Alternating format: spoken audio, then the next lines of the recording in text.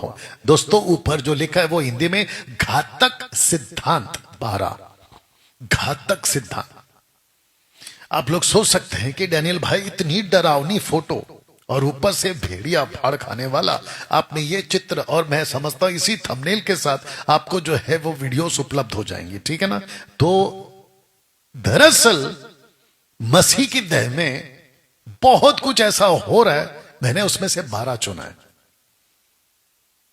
अब 12 का 24 भी हो सकता है, लेकिन मैंने जो मेजर पॉइंट्स है वो 12 चुना है, या 12 रखने का प्रयास आज मैं करूंगा। साथ ही साथ जितने भी पॉइंट्स मैं रखूंगा उसमें से एक भी पॉइंट वचन के अंदर नहीं है, जो ये लोग करते हैं, जिसको मैंने नाम दिया 12 डेडली डॉक्ट्रिन्स।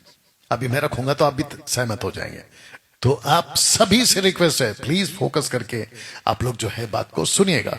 इसको सुनते सुनते, इसको भी बोल देता हूं, इसको सुनते सुनते अभी कोई ऐसा बैठा भी होगा, कोई पास्टर बैठा होगा, या अभी मुझे देख रहा होगा, या फिर कोई यूट्यूबर होगा, या फिर कोई यूट्यूबर का गुंडा होगा।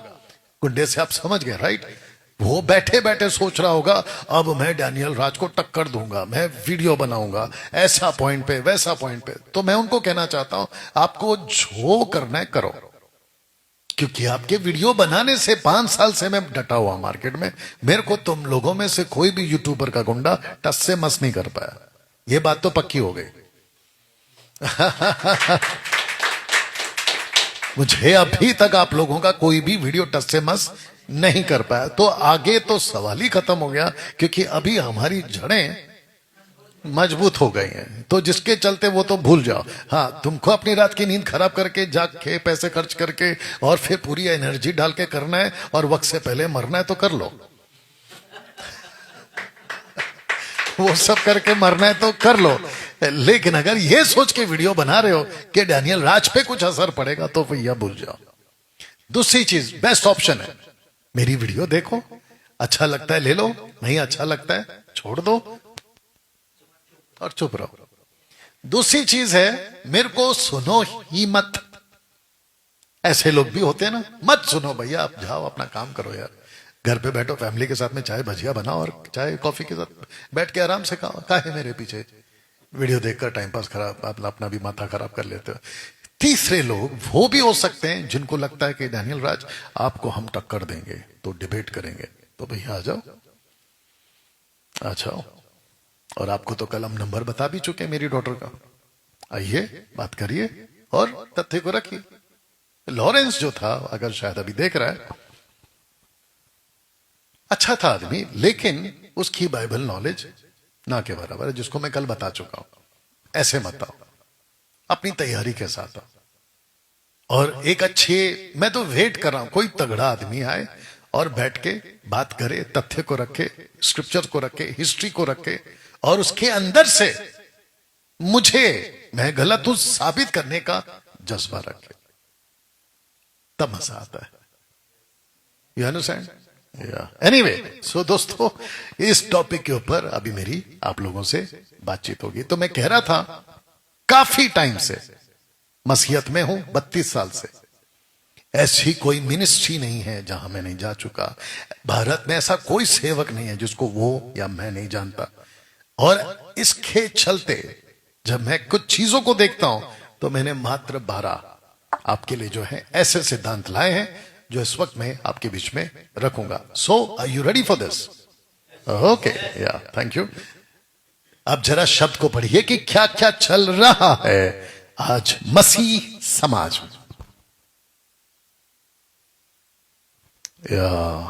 क्या क्या चल रहा है आज मसीह समाज में। जब मैं मसीह समाज कहता हूं तो आपके दिमाग में डाल लेना, कैथलिक भी हो सकता है, बैप्टिस्ट भी हो सकता है, पेंटिकॉस्टल भी हो सकता है, कैरिस्मेटिक भी हो सकता है, इंडिपेंडेंट चर्चेस भी हो सकते हैं, लूथरन हो सकता है, ऑर्थोडॉक्स हो सकता है, मेनलाइन चर्चेस हो सकते हैं। मैं सबकी बात कर रहा हूं टोटल वन सर्कल में, यानी एक छतरी के नीचे, जिसको कहते हैं मसीह समाज, क्रिश्चियन कम्युनिटी।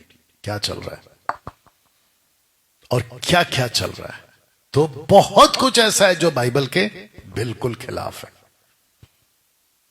और वो क्या क्या है जिसमें से मैंने अभी कहा, मैं 12 पॉइंट्स आपके बीच में लेकर आया हूं, यानी कि 12 डेडली डॉक्ट्रिन्स, 12 घातक सिद्धांत, जिसमें से सबसे पहला आपके बीच में रखने जा रहा हूं वो है ये वाला। इसको कहते हैं कि आत्मा को मांगना और आत्मा को मांगने का गीत गाना। बताइए, सबसे पहली चीज, मैं सिर्फ कुछ कुछ पोस्टर्स रखूंगा, बात करता जाऊंगा, लेकिन साथ ही साथ मैं आपको, अगर जब पवित्र आत्मा लीड करेगा तो आपको मैं स्क्रिप्चर भी दूंगा। ओके, लेकिन पहले इसको समझते हैं।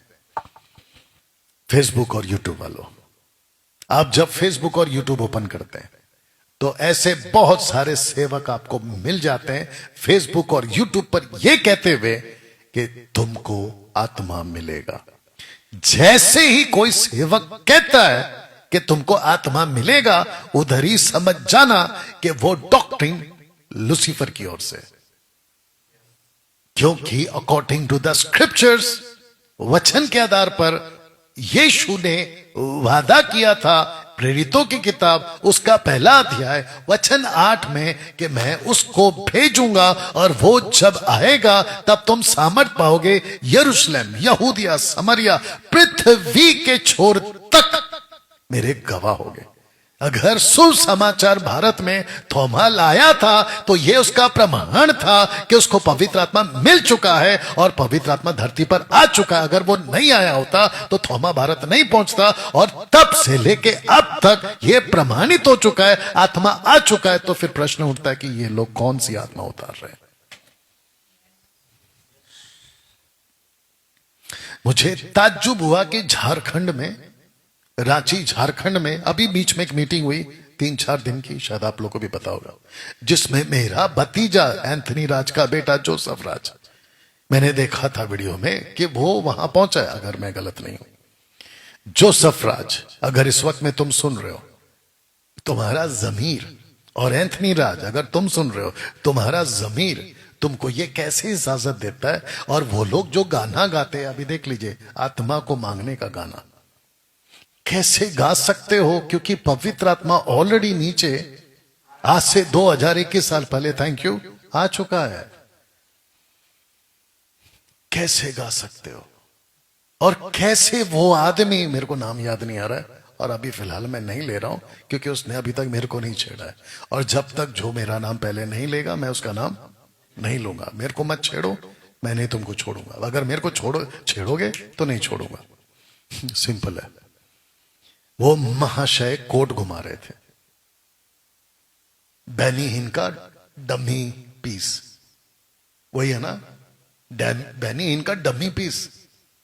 और उसको लाने के लिए और उसको बुलाने के लिए जो भी हो झारखंड वाले का टीम मेंबर होगा, जो मीटिंग कराते हैं ऑर्गेनाइजर्स को मैं बोलना चाहता हूं, अगर ये वीडियो काट के कोई तुम्हारे पास भेज दिया, मैं कहना चाहता हूं कि वो 3-4 दिन तो मेरे को नहीं चाहिए, मेरे को 1 दिन का कन्वेंशन लाके खड़ा कर दो और मेरे को वो दे दो। तुम्हारे पूरे झारखंड और मसीहत को ऐसा तैयार कर दूंगा कि कोट घुमाने वाले की जरूरत नहीं पड़ेगी। या ताज्जुब की बात यह है कि 1, 2, 3 बोल के कोट घुमाने से, अब मेरे को थोड़ा सा अपनी भाषा की जो शैली है उसको बदलनी पड़ेगी। 1, 2, 3 कोट घुमाकर तुम्हारी जागीर है क्या वो कि तुम आत्मा को नीचे बुला लोगे? कितना बड़ा बकवास है। मतलब पवित्र आत्मा तुम्हारे इशारे पे नाचता है कि 1, 2, 3 बोला और कोट घुमा देगा और पवित्र आत्मा आ जाएगा? इतनी औकात? जरा सोच के देखो कि कर क्या रहे हो तुम लोग। कैसे पवित्र आत्मा को तुम कहते हो कि मेरे बुलाने से आ जाएगा, जबकि बाइबल इतनी साफ कहती है कि हम सबको पवित्र आत्मा, 1 कुरिन्थियों 12वां अध्याय वचन 13-14 कहता है कि हमको ऑलरेडी आत्मा, वही एक आत्मा सबको पिला दी गई है या सबको दे दी गई है। और रोमियो का किताब उसका 8-9 कहता है हम सबके अंदर परमेश्वर का आत्मा है। और उसी चैप्टर में लिखा यदि जिसमें उसका आत्मा नहीं, वो उसका जन नहीं है। बताइए। और फिर पौलुस कहता है 1 कुरिन्थियों उसका 3 अध्याय वचन 16 में, क्या तुम नहीं जानते कि तुम्हारा शरीर परमेश्वर के मंदिर है और उसका आत्मा रहता है? इफिसियों 1 का 13, 1 का 13 अगर मैं गलत नहीं हूं, जहां पे लिखा इफिसियन चैप्टर 1 वर्स 13 कहता है कि तुम्हारे ऊपर छाप हो गए। इफिसियन चैप्टर 4 वर्स 30 कहता है कि तुम्हारे पर पवित्र आत्मा की छाप लगी है छुटकारे के दिन की। तो फिर प्रश्न उठता है कि ये कौन सी आत्मा मांग रहे हो, जो कि चर्चों के अंदर ताज्जुब की बात है, पाकिस्तान में ये नाटक चल रहा है, पंजाब के अंदर ये नाटक चल रहा है। और दुख की बात तो ये है कि एवरी संडे वर्शिप पर ऐसा कोई गीत गाता है, आत्मा उतर जा, आत्मा उतरा, पवित्र आत्मा छू ले, पवित्र आत्मा भर दे। ये कैसे गा सकते हो? ये कैसे गा सकते हो? रांची झारखंड के जितने भी, देख लीजिएगा आप, रांची झारखंड के जितने भी लोग हैं, और साथ ही साथ में पंजाब के लोग हैं, और महाराष्ट्र के लोग हैं, और जितने भी मुंबई के वर्शिपर्स हैं, मैं उन सबको कहना चाहता, विद द हम्बली रिक्वेस्ट, आप सबको कहना चाहता, बैठ के एक बार बाइबल पढ़ो, जहां पे बिल्कुल साफ लिखा है कि आत्मा दे दिया गया है। तो फिर प्रश्न उठता है कि उनको आत्मा मिल चुका है, और आत्मा मिलने का प्रमाण क्या है? आत्मा मिलने का प्रमाण है इब्रानियों 11:6, जो परमेश्वर के पास आता है उसको विश्वास करना है कि परमेश्वर है। और रोमियो 10:9 कहता है कि प्रभु यीशु को प्रभु स्वीकार करने से निश्चय उद्धार हो गया। और पवित्र आत्मा तो उसके साथ ही आता है, जिसको कहते हैं सैल्वेशन पैकेज। तो फिर प्रश्न उठता है कि आप कैसे गाना गा सकते हो कि आत्मा उतरा, और उतरता बिरता कुछ नहीं है। डैनियल भाई, आपको कैसे मालूम? 20 साल यही तमाशा मैं भी कर चुका हूं। मुंबई के जितने वर्शिपर से पूछो उनको, उतरा उतरा, भर दे, आत्मा छू रहा है, आत्मा उतर रहा है, आत्मा भर दे, आत्मा आत्मा आत्मा, फायर फायर फायर। ये सब तमाशा हम भी कर चुके हैं, लेकिन जब अकल आती है तो भैया सुधर जाया करो। जब हमको पता था कि दारू पीना गलत है तो हमने दारू पीना छोड़ दिया। हमको पता था कि पत्थर की आराधना करना गलत है, हमने छोड़ दिया। ऐसे ही जब हमको पता चला ऐसा कोई गाना नहीं गाना है, हमने छोड़ दिया। वो चाय से ज्यादा केतली गरम वाला बोलता है कि डैनियल राज को मैं पहले पसंद करता था क्योंकि वो गाना गाता था। भैया मेरे को पसंद इसलिए करता था क्योंकि तू गलत था और मैं भी गलत था। और जब मैं सुधरा, तू रह गया गलत, तो तेरे को लग रहा हूं मैं गलत। बताइए। तो ये रहा पहला, जिसको कहते हैं डेडली डॉक्ट्रिन नंबर 1। आप जितने लोग देख रहे हैं, कभी परमेश्वर का आत्मा को नहीं मांगना है। डंके की चोट पे बोलता हूं कि बाइबल में एक भी लाइन अगर कभी कोई निकाल के बता दे जहां पर सटीक लिखा हो कि पवित्र आत्मा से भरा हुआ व्यक्ति आत्मा को मांग रहा है, आप, मैं यूट्यूब और फेसबुक पे वीडियो बनाना छोड़ दूंगा। इतनी बड़ी ओपन चैलेंज दे रहा हूं। इतनी बड़ी ओपन चैलेंज दे रहा हूं। वापस कह रहा हूं, ठीक से सुन लो। आत्मा से भरा हुआ व्यक्ति, यानी उद्धार पाया हुआ व्यक्ति आत्मा को मांग रहा है, ऐसा एक भी स्क्रिप्चर निकाल के बता दो। इसलिए तो बोल रहा हूं। आई बात समझ में? कितने लोग हैं टोटल? और यहां पे लगभग 700 के आसपास आप लोग जो हैं इस वक्त में मेरे साथ में लाइव है। दूसरा, दोस्तों, अभिषेक को मांगना और अभिषेक को मांगने का गीत गाना। सबसे बड़ी मुसीबत यह है कि लोगों के दिमाग में वो कॉन्सेप्ट अभी तक गया ही नहीं है, क्योंकि उनको लगता है कि जैसे राजा दाऊद का, जैसे राजा शाऊल का, जैसे सैमुएल का, जैसे राजा सुलेमान का, और काफी प्रॉफिट्स का, क्या कहते हैं, नबियों की जो अभिषेक होती थी तेल डालकर, उनको लगता है कि हमारा जब ऐसा होगा तब हमारा अभिषेक होता है। वो ये भूल गए कि आपका अभिषेक अभी व्यक्ति नहीं करता, बल्कि यीशु अपनी आत्मा को बेच के खुद करता है। बल्कि वो खुद करता है। कैसे प्रूफ होगा? 1 यूहन्ना 2 अध्याय वचन 20, 1 यूहन्ना 2 अध्याय वचन 27, जहां लिखा है कि तुम्हारा अभिषेक हो चुका है। बताइए। जब आपका अभिषेक हो चुका है तो कौन सा अभिषेक मांग रहे हो? आपका जब अभिषेक हो चुका है, कौन सा अभिषेक का गीत गा रहा है? अभिषेक अभिषेक अभिषेक अभिषेक। क्या नाटक है? ऐसा कुछ नहीं होता है। कुछ लोग कहते हैं कि पास्टर जी आप जब प्रार्थना कर रहे थे, पास्टर जी आप जब गीत गा रहे थे तो मुझे अभिषेक महसूस हुआ। अरे भाई, गीत गाने से, प्रार्थना करने से कुछ अभिषेक नहीं आता है। आपको ना गाए ना बोले तो भी आपका अभिषेक आपके अंदर है। आप सबको यीशु मसीह में ऑलरेडी अभिषेक कर दिया गया। दूसरा, ना तो अभिषेक पतला होता है, ना तो अभिषेक गाढ़ा होता है। कुछ लोग कहते हैं कि मेरे ऊपर गाढ़ा अभिषेक आ गया, कुछ लोग कहते हैं मेरे ऊपर पतला अभिषेक आ गया। क्या बकवास है? कहां से लाते हो ये डॉक्ट्रिन? इसलिए मैंने कहा कि ये डेडली डॉक्ट्रिन है, ये घातक सिद्धांत है, ये घातक। नंबर 2, अभिषेक का ना तो गीत गाना है, ना तो अभिषेक का आपको प्रार्थना करना है, ना तो आपको किसी के पास जाना है, जो कि अभी मैं तीसरा वही रखने वाला हूं। आपको ऐसा कुछ नहीं करना है। दानियल भाई, मेरा अभिषेक हो चुका है, इसका प्रूफ क्या है? इसका प्रूफ स्क्रिप्चर है, साथ में आपका विश्वास है। तो फिर वो अभिषेक काम क्यों नहीं करता? तुम घर बैठे केक खाते बैठोगे और अभिषेक काम करेगा? कैसे होगा? मैदान में आओ, मैदान में आओ। तुम मैदान में नहीं आ रहे हो, सेवकाई नहीं कर रहे हो, आगे काम नहीं कर रहे हो, डिसाइपलिंग नहीं कर रहे हो, आत्माओं को जीतने का काम नहीं कर रहे हो, तो अभिषेक कहां से ऑपरेट होगा? दूसरी चीज, गीत गाने के लिए अभिषेक नहीं किया आपको, म्यूजिक बजाने के लिए अभिषेक नहीं किया। नहीं नहीं, दाऊद जब वायलिन बजाते थे तो दुष्टात्मा निकल जाते, तो वो दाऊद के लिए। तुम दाऊद नहीं हो ना, जिसके लिए रखा है वो उसी के लिए। आप उसकी कॉपी काहे करना चाहते हो? तीसरा को कनेक्ट करने जा रहा है, लोगों पर हाथ रखवाना, ये डेडली डॉक्ट्रिन है, घातक सिद्धांत है। पास्टर जी हाथ रख दीजिए, बकवास। उद्धार पाने के बाद, प्रभु का बेटा बेटी बनने के बाद, प्रभु यीशु के सेवक बनने के बाद आपके ऊपर किसी का हाथ की जरूरत नहीं है, क्योंकि जो सबका पास्टर है, जो सबका बड़ा पास्टर है, जीसस क्राइस्ट, यीशु प्रभु, उसका हाथ ऑलरेडी आपके ऊपर है। जब यीशु का हाथ आपके ऊपर आ चुका है, प्रभु यीशु अपना हाथ रख चुका है, तो फिर आपको बाकी छिटुर पुटुर का हाथ की क्या जरूरत है? बताइए। तो हम सभी को यह बात का एहसास होना चाहिए कि हम कर क्या रहे। अच्छा, हाथ रखवाते क्यों है? आत्मा को पाने के लिए हाथ रखवाना, अभिषेक को पाने के लिए हाथ रखवाना। क्यों भाई? अभी तो बता दिया ना, आपको पवित्र आत्मा मिल चुका है, आपका अभिषेक हो चुका है, फिर वापस काहे हाथ रखवा रहे? सबसे बड़ा गुस्सा तब आता है, कुछ लोग कहते हैं प्रार्थना करिए। बोला क्यों? बोला ऐसे। ऐसे क्या होता है भाई? आप अगर आए हो, प्रार्थना करवा रहे हो, तो आपके पास में कोई मुद्दा होना चाहिए। बोला नहीं, आशीष के लिए प्रार्थना कर दी। तो आशीष के लिए प्रार्थना कोई माइकल लाल नहीं ला सकता। पूछो क्यों? वजह ये, जीसस देगा आशीष, पास्टर कैसे दे सकता है? और मत्ती 6:33 बिल्कुल साफ कहता है, पहला परमेश्वर के राज्य की खोज करो, बाकी सारी आशीष तुम्हारे पीछे पीछे पूछ बनकर आएगी। प्रार्थना करवाने से बेटर है आप जाकर प्रभु का काम करो, आशीष प्रभु दे देगा। इफिसियों 1:3 क्या कहता है? तुम ऑलरेडी आशीषित हो, स्वर्गीय स्थानों में सभी प्रकार की आशीष आपको दे दी गई है। और कुछ तो गीत ऐसे भी बने, मुझे आशीष दे, मुझे आशीष दे, मुझे आशीष दे।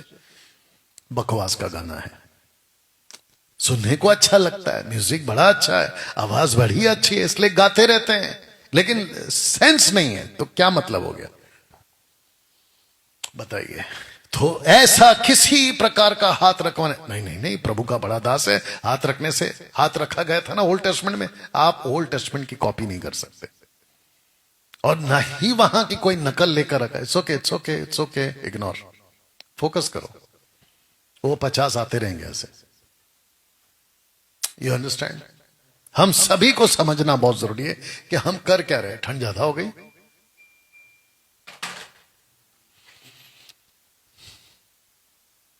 आपको हाथ रखवाने की जरूरत नहीं है। इस कॉन्सेप्ट से बाहर निकलिए।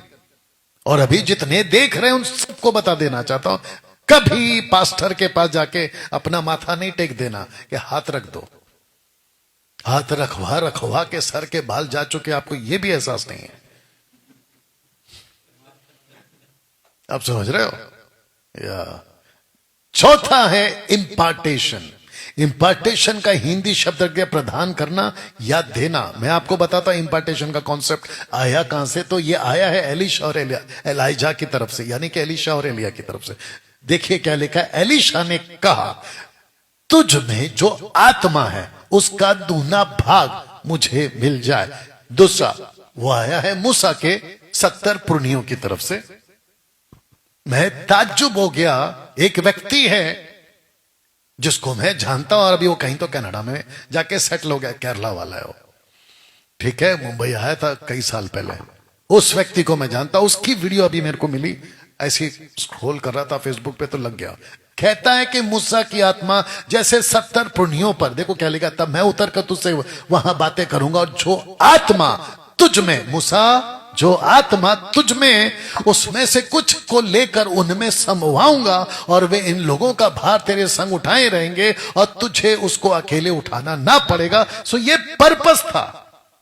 मूसा के अंदर जो पवित्र आत्मा है या आत्मा है या अभिषेक है, वो बाकी 70 पुण्यों को देने के लिए, क्योंकि इसके ऊपर का वचन वही है 17 लीडर्स। और इसको उठाकर एलीशा को दुगना मिला। किसका? एलिया का। ऐसे पास्टर जी इंपार्टेशन कर दो। इंपार्टेशन। मैं ताज्जुब हुआ कि मुंबई का एक पास्टर, अभी नाम नहीं ले रहा हूं, वो अपना कोट उतारता है और चर्च को उठा के कोट देता है, देख भी रहा होगा, उसको देता है, कहता है कोट पकड़ो, मेरा अभिषेक तुम्हारे ऊपर आ रहा है। डेडली डॉक्ट्रिन, बकवास।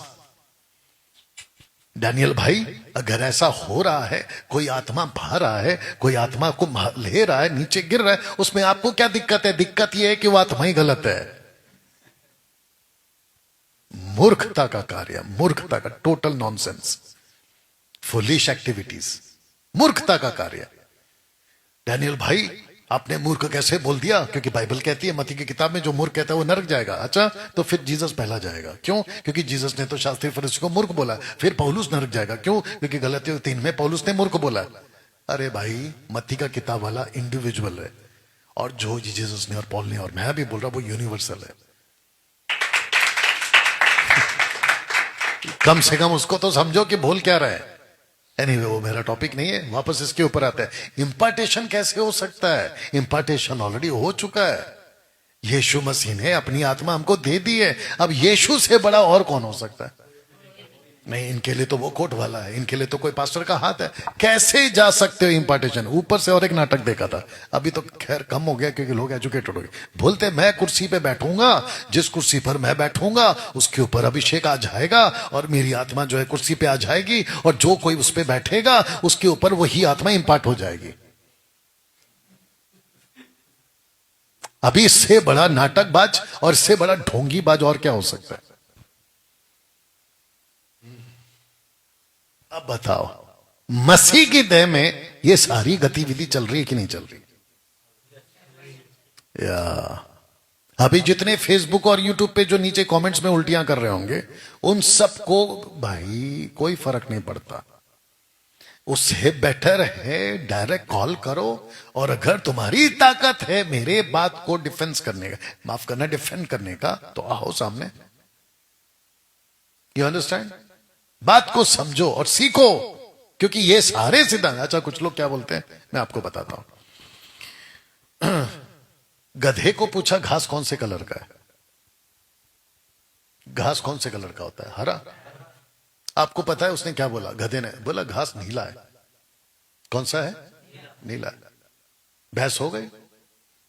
गए उसके पास, जंगल का राजा। बोला राजा, ये गधे को अक्ल नहीं है, हरे घास को नीला। मैंने कहीं तो ये वीडियो देखा था, इसलिए मैं बोल रहा हूं, या तो कहीं किताब में पढ़ा था शायद। तो जो कंप्लेन लेकर गया था उसी ने उसी को डांट दिया। किसने? शेर ने। बोला तेरे को अक्ल नहीं है, गधा सही है। गधा क्या है? सही है, घास नीला होता है। सब मीटिंग खत्म। जो शिकायत लेकर गया था शेर को बुलाया, सच बोल, मेरे साथ चीटिंग किया ना? बोला बात तो सही है, मैंने तेरे को चीटिंग किया है, घास हरा ही होता है। तो बोला फिर तूने गधे को सही क्यों कहा? बोला सबसे पहली बात यह है कि तू गधे को मेरे पास लाया ही क्यों? तू गधे के साथ बहस कर रहा है, तो तेरे से बड़ा गधा कौन हो सकता? You understand? ऐसे ही भैया, उधर कुछ नहीं होने वाला है, कोई मतलब नहीं है। गधे के गधे साबित हो जाओगे तुम लोग। सो एनीवे, इंपार्टेशन का कॉन्सेप्ट बाइबल में नहीं है। ओपन चैलेंज, इंपार्टेशन का एक भी कॉन्सेप्ट बाइबल में नहीं। तो फिर ये क्या है डैनियल भाई? वापस कहूंगा, पैराबल्स, एग्जाम्पल्स, इलस्ट्रेशंस एंड घटनाओं पे डॉक्ट्रिन नहीं बनता। ये घटना है भाई, ये उनके साथ हुआ है। इसका मतलब ये थोड़ी कि जो इनके साथ हुआ वो आपके साथ हो जाए। ये तो वैसा हो गया ना, इसको पढ़ लिया, फिर मूसा का पढ़ लिया, और इसको तो ऐसे कहेंगे कि डॉक्टर ने प्रिस्क्रिप्शन लिख के दिया कि तेरे को ये तकलीफ है, जाके दवा खाने से दवा खरीद ले, प्रिस्क्रिप्शन का पूरा चिट्ठा बन गया, चिट्ठा बन गया, मतलब जमा हो गया। कोई बीमार आदमी गया, बोला डॉक्टर के पास कौन जाएगा, चिट्ठा के पास जाते हैं, मतलब इसके पास जाते हैं और आंख बंद करके एक निकालता हूं, जो निकलेगा वो दवाई तू दे दे, मैं खा के ठीक हो जाऊंगा। कैसे होगा? पहले से ज्यादा बीमार होगा। आप में से कई लोग यही हरकत कर रहे हैं। बिल्कुल सही कहा राजू। You understand? आप किसी भी आउट ऑफ कॉन्टेक्स्ट स्क्रिप्चर को लेकर खुद के ऊपर ना तो अच्छा थोपते हैं, मतलब खुद के लिए ले लेते। ताज्जुब की बात ये, इसके ऊपर लोग मिनिस्ट्री कर रहे, उससे बेड़ा गर्क और क्या हो सकता। मैं प्रभु का दास हूं। अरे मैंने कितनी वीडियो देखी है आजकल, फूक मारने वाले, थूकने वाले, फूकने वाले, थूकने वाले, धक्का मारने वाले, और ऐसे ऐसे लोग आजकल तैयार हो गए। और इनमें से 90% डम्मी लोग हैं। डम्मी समझते? नकलबाज। कोई बैनीहीन का नकल करेगा, कोई किसी का नकल करेगा, और इन सब की मिनिस्ट्री उधरी की उधरी है, धरी की धरी है, कुछ नहीं होता। और ये तमाशा हम बहुत देख चुके हैं, इसलिए तो विद एक्सपीरियंस बात कर रहे हैं। पांचवा है मुंह से कबूल करना। आइए इसको पढ़ते हैं। जीभ के वश में मृत्यु और जीवन दोनों होते हैं, और जो उसे काम में लाना जानता है वह उसका फल भोगेगा। ये किसका स्टेटमेंट है?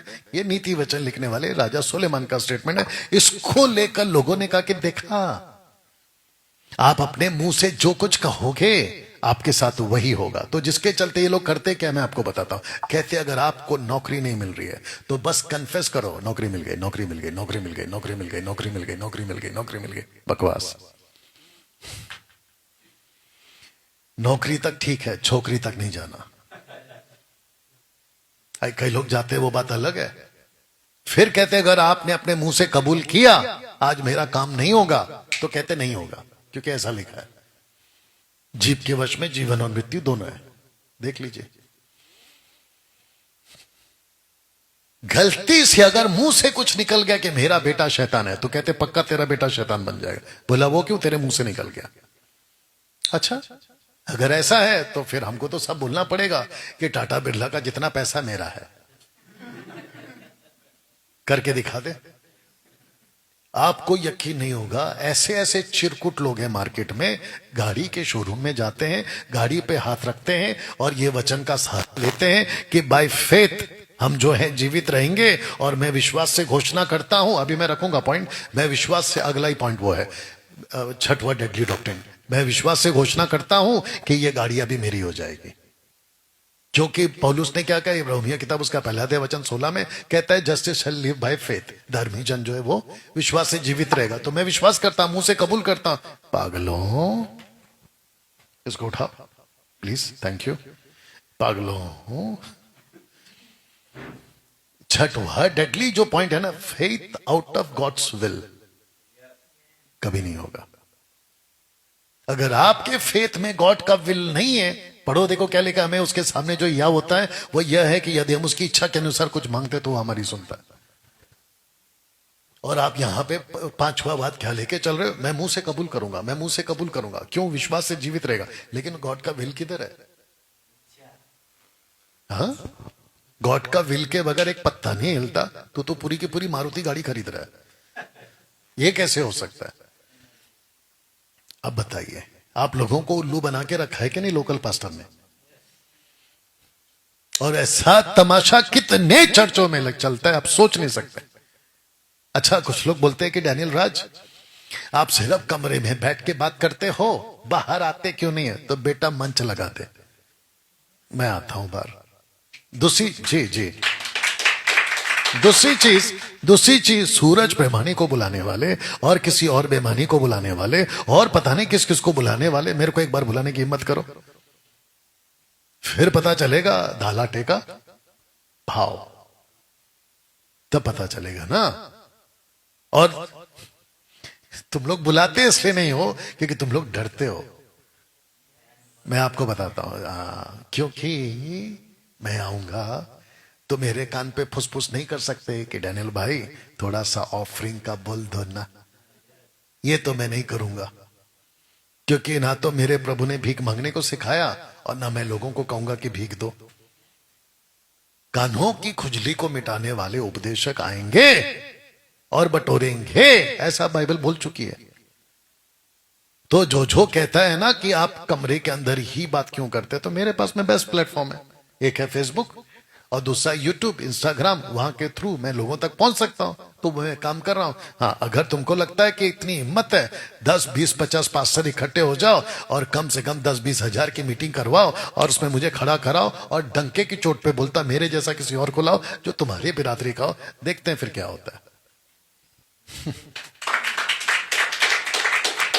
वो नहीं कर पाएंगे। तो और एक ऑप्शन है, अगर मेरी बातें खटक रही है तो आओ, मेरी डॉटर को कॉल करो और बोलो कि डैनियल राज से डिबेट करना है, हमको ये मुद्दे पे बात करना है, तो आओ, लेकिन पूरी तैयारी के साथ आना। ना तो चंद्रा के जैसे, ना तो वो कौन था कल, लॉरेंस के जैसे, ऐसे नहीं आना। और वो तीसरा वाला तो बिल्कुल नहीं चाहिए, कौन सा जो भगोड़ा साबित हुआ है, शेखर डेविड, वैसे वाले कभी नहीं आना।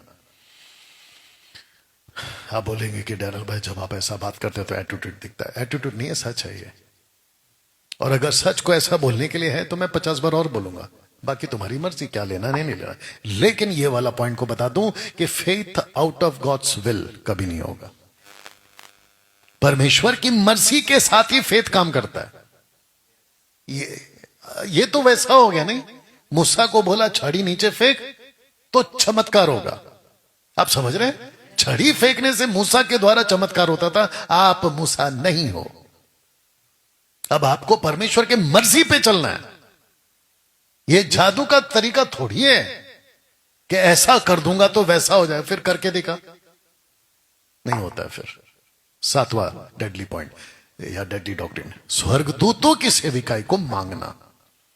मुझे एंजल की सेवा चाहिए, मुझे एंजलिक मिनिस्ट्री चाहिए। और कुछ किताबें पहले आती थी, नाम नहीं लूंगा, कहते थे कि वो प्रभु का दास कमरे में, बंद कमरे में घंटों बैठ के प्रार्थना करता था, आंखों से आंसू बहते रहते थे, उसके घुटने छिल जाते थे और फिर स्वर्गदूत उसके कमरे में आते थे। और ऐसा मुझे भी चाहिए। तो सबसे पहली बात तो वो जो भी करता था टोटल बकवास है। डैनियल भाई आपने इतनी बड़ी बात कैसे कह दी, जो सच है वही कह दी। दूसरी चीज, परमेश्वर ने स्वर्गदूतों को न्यू टेस्टमेंट के वाचा में, दायरे में एक ही पर्पस के साथ भेजा है। दूसरा कोई पर्पस नहीं है कि उद्धार पाने वाले, इब्रानियों उसका पहला अध्याय 13-14, उद्धार पाने वालों के निमित्त सेवा करने को भेजी जाती है। वो ऑलरेडी भेजे जा चुके, तो मांग किसको रहे हो, बताओ आप मांग किसको रहे हो। और स्वर्गदूत भी अपनी मर्जी से काम नहीं कर सकते, उनको वही करना होगा जो प्रभु करेगा और जो कहेगा। अरे भाई, स्वर्गदूत के पीछे कहां पड़े हो तुम, परमेश्वर की कलीसिया हो, उसकी दुल्हन हो, और दुल्हन का रुतबा आज आप लोग भी सीख चुके हैं। तो ये स्वर्गदूत से बोलकर क्या करवा लोगे, जबकि आपका डायरेक्ट एक्सेस परमेश्वर के साथ है। इसी बीच में कहला रहे हो।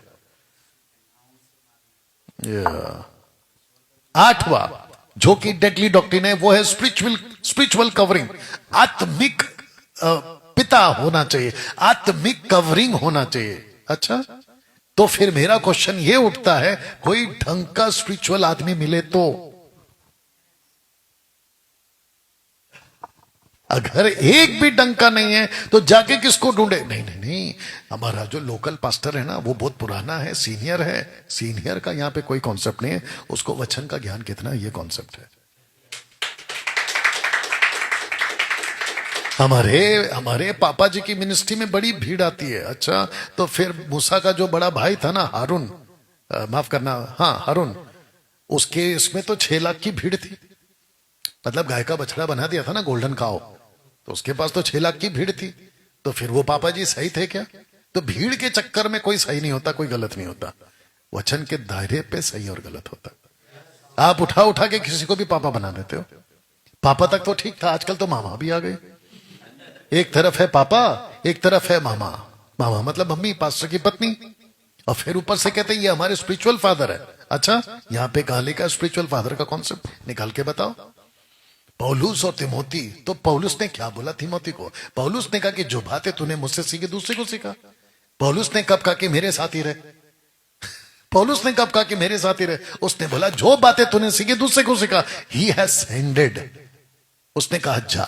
जीसस ने क्या कहा? जाओ। और हम लोग क्या कर रहे हैं? सबको अपने छतरी के नीचे रख रहे हैं, जिसका नाम है स्पिरिचुअल कवरिंग। मैं तुम्हारा पापा हूं, मुझे छोड़ के नहीं जाना। अच्छा, ये कॉन्सेप्ट कहां है बाइबल में? जबकि बाइबल का कॉन्सेप्ट है गो, जाओ। मैथ्यू 28:18 यही तो कहता है, जाओ। और हम सबको एक छतरी के नीचे लाके खड़ा कर देते हैं। ये डेडली डॉक्ट्रिन, डॉक्ट्रिन नंबर 8। अगर इसके ऊपर किसी को बात करना है तो आओ सामने, पीठ पीछे मत भौंका करो। ये है 9th डेडली डॉक्ट्रिन, जिसको कहते हैं सोकिंग इन स्पिरिट। सोकिंग मतलब, मैं आपको बताता हूं कि आजकल का जो जनरेशन है वो ध्यान वाला जनरेशन है। कौन सा? ध्यान वाला। आइए हम ध्यान करें, आइए हम शांत हो जाएं, आइए हम एक कोने में बैठ जाएं। इसको कहते हैं सोकिंग। मैं अभी सोख हो रहा हूं। सोख मतलब मैं अभी भिगो रहा हूं, खुद को भिगो रहा हूं। मतलब क्या क्या कॉन्सेप्ट लाते हैं।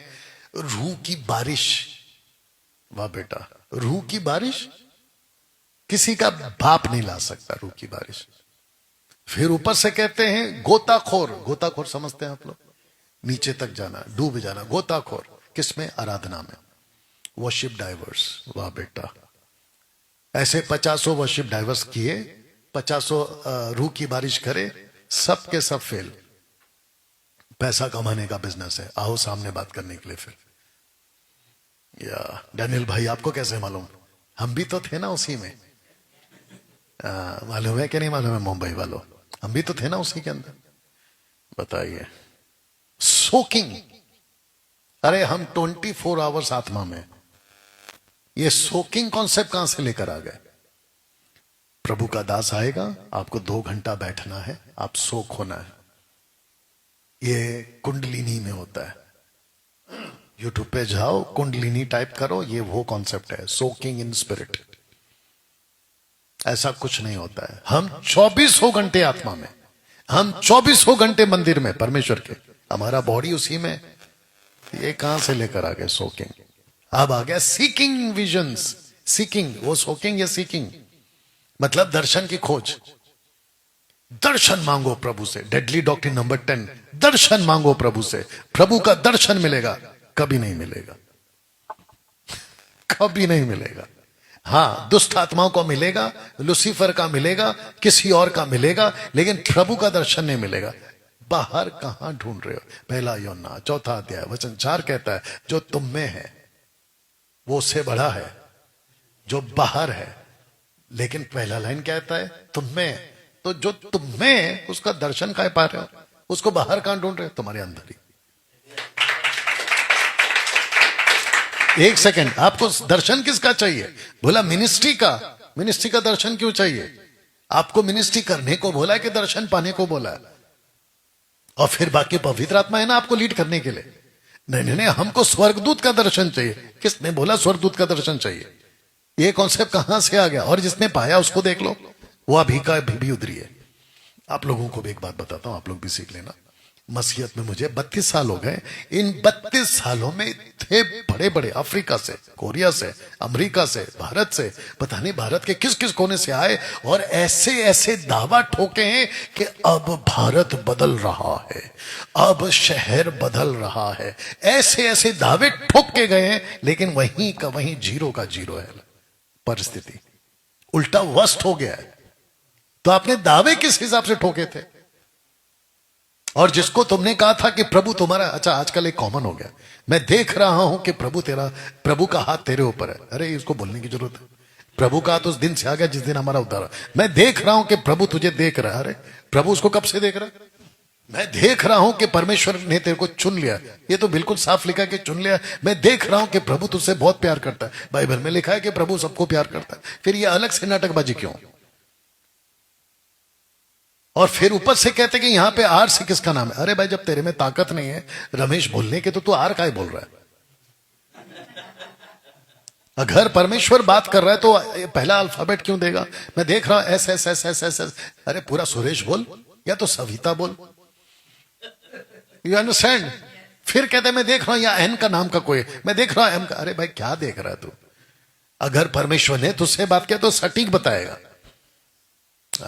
ये सारा नाटकबाजी चलता है। डेडली डॉक्ट्रिन नंबर 11, मती साथ साथ खूब चलता है। मांगो तो तुम्हें दिया जाएगा, ढूंढो तो तुम पाओगे, खटखटाओ तो खोला जाएगा। जबकि ये कब का खत्म हो गया?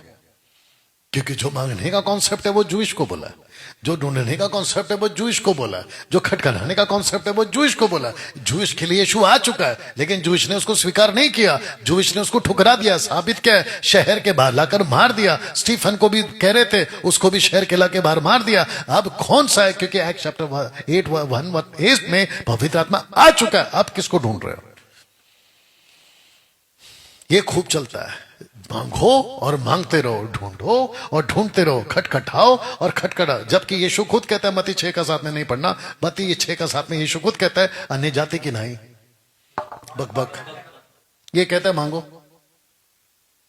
जीसस ने कौन से हिसाब से बोला? पहाड़ी उपदेश का संदेश है, और उसी पहाड़ी उपदेश में इसी के पीछे, ठीक पीछे चैप्टर 6:7 में जीसस कहता है बक बक मत करो।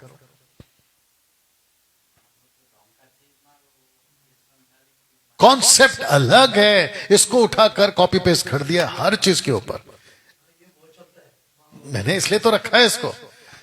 जब परमेश्वर की इच्छा नहीं है आपको देने की, तो तुम कैसे मांग सकते हो? जब परमेश्वर की इच्छा नहीं है तुमको पाने की, कैसे ढूंढ सकते हो? जब परमेश्वर की इच्छा नहीं है खोलने की, तुम कैसे खटखटा रहे हो? जबकि क्या कहते हैं प्रकाश युवा के 3:7-8 में, दरवाजा मैंने बंद किया, कोई खोल नहीं सकता, मैंने खोला है, उसको कोई बंद नहीं कर सकता। ये उसकी मर्जी पर है ना, फिर आप काहे खटखटा रहे हो?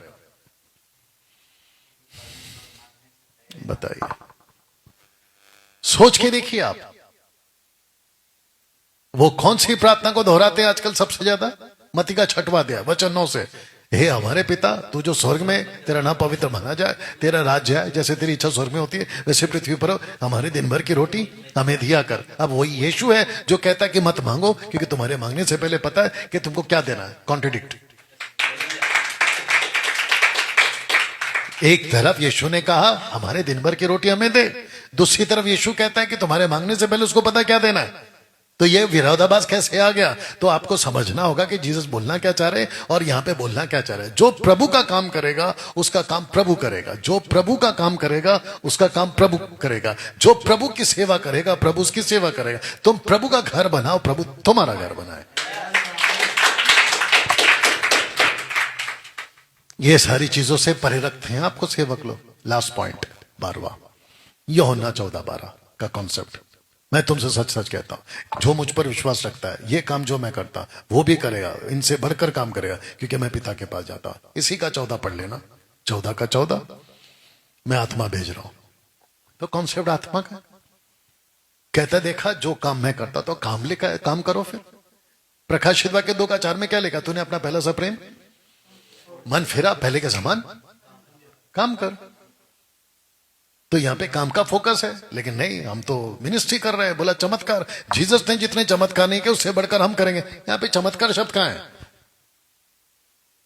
नहीं, मैं सबको पूछ रहा हूं यहां पे चमत्कार कहां है? देखो यहां पे काम है, मेरा पिता काम करता है और मैं भी काम करता हूं। यूहन्ना 5:17-18 जो भी है। इसको उठाकर चिपका दिया। आप लोग को भी पता होगा, एक आदमी ने कमेंट किया था, अंकुर नरूला का मिनिस्ट्री तुम्हारे मिनिस्ट्री के मतलब उनका मिनिस्ट्री टॉप का है, मेरा उसका कुछ भी नहीं है, ऐसा बोला मेरे को।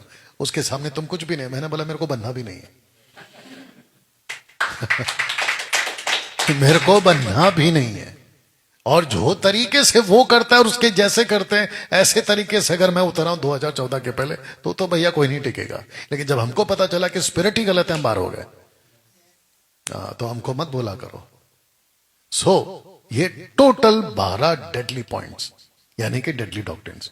अगर आप इसमें लिप्त हैं, बाहर निकलो और ये वीडियो को खूब शेयर करिए। दोस्तों, आशा करता हूं कि ये जो 12 पॉइंट्स हैं आपको समझ में आया होगा और आप लोग एजुकेट हो। अगले हफ्ते फिर मैं आपके बीच में आऊंगा।